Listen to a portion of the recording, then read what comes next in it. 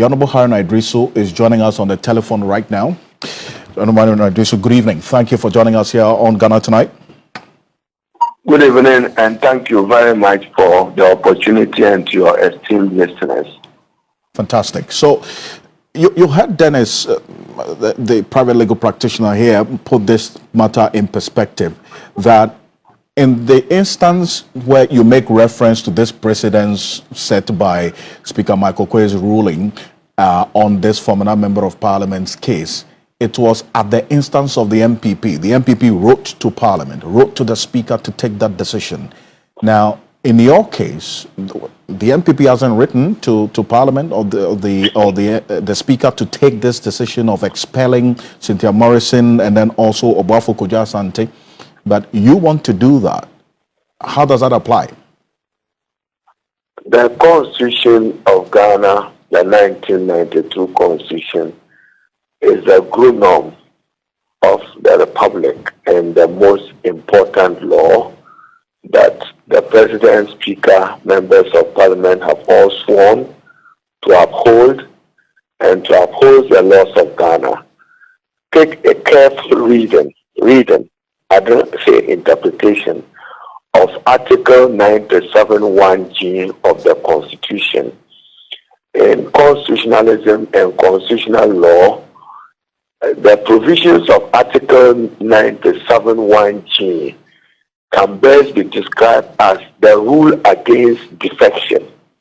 It is provided in the Constitution so that members who are elected to Parliament on the ticket of a political party or as independent candidate cannot just wake up and defect and cause as they wish.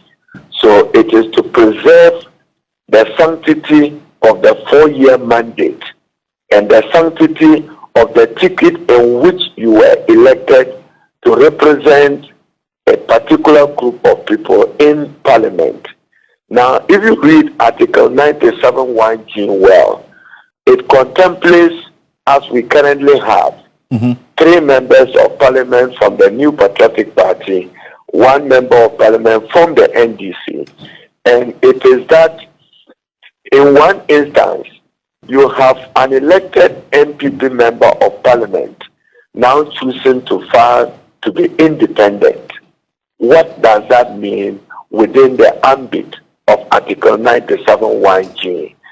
Presumptively, irrebutably, it means that that person has chosen that I no longer belong to the political party that brought me to Parliament. Right. And therefore cannot continue to hold himself as elected member of Parliament. Now take your time again. I'm just doing a nuanced interpretation of it. Read Article 97 well. The words, it says, a member of Parliament shall vacate his seat. Shall vacate his seat. Yes. It didn't say may. It didn't say may. Now 2, read the NPP letter well. What did they rely on? They relied on the same Article 97, even though for the purposes of their own party constitution. But they were also looking at the weight of Article 97. So it does not lie in me saying NPP or NDC should write. I swore an oath to uphold the Constitution and to uphold the laws of Ghana. That is why, decisively, my argument is that any member of Parliament who chooses to belong to a political party that he didn't belong to at the time of his election, by virtue of Article 97(1)(g), loses constitutional recognition. I just want to constitutional recognition. I see. But what do you say to those lawyers? Independent now runs on a political party ticket, or a political party elected MP now runs as independent, or a political party ran independent, they lose constitutional recognition on a true and proper interpretation of the ordinary meaning of 97(1)(g). We may invoke the Speaker of Parliament to interpret it if it is part of our standing orders, or the best forum will be for somebody to challenge the Supreme Court. But that will be after they have been asked to vacate their seat. If they feel that they have not been dealt with in a manner which is just and lawful, then they can go to the Supreme Court. But this is a very, very simple, unambiguous provision of the Constitution that must be upheld and respected. Don't forget, political parties are also bound by the 1992 Constitution, and the NPP is bound by the provisions of the 1992 Constitution. Read Article 55 well, which is on political parties of Ghana.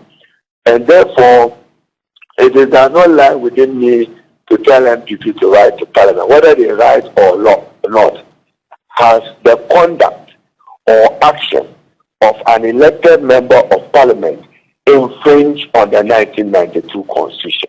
That is a matter. Right, but and I want to run this other legal position by you as well. Others who make that strong contention that only the High Court, not the Speaker or members of Parliament or political parties, can declare a parliamentary seat vacant. High Court on matters of fundamental human rights, yes. Exclusive interpretation of the Constitution lies in the bosom of the Supreme Court. But when do you interpret an instrument when the words are absurd, when the meaning of the words does not make sense to you as an ordinary person? So you read 97.1. What is your understanding of it? That if you belong to a party at the time of an election and you decide to join another political party or go independent, have you respected the tenets of that provision of the Constitution? It is not for Haruna Idrisi to decide, that it is for Haruna Idrisi to raise it in pursuit of my respect for the Constitution of Ghana and for the laws of Ghana. But certainly you make the point that institution to take decision as appropriate. Right. If this decision is so taken, it will be subject to judicial review, possibly. Who wants judicial review? Why are you raising judicial review? The Constitution is clear that vacate your seat if you do A, B, C, D. Vacate your seat. Like in your instance, your wife tells you that if you do A, B, C, D, you'll be divorced. When you do A, B, C, you have to be divorced. Unless she decides to start crying that don't get divorced. And the cry will not help in this instance. That's just for the humor of it. That the point has been made. Are we in infringement?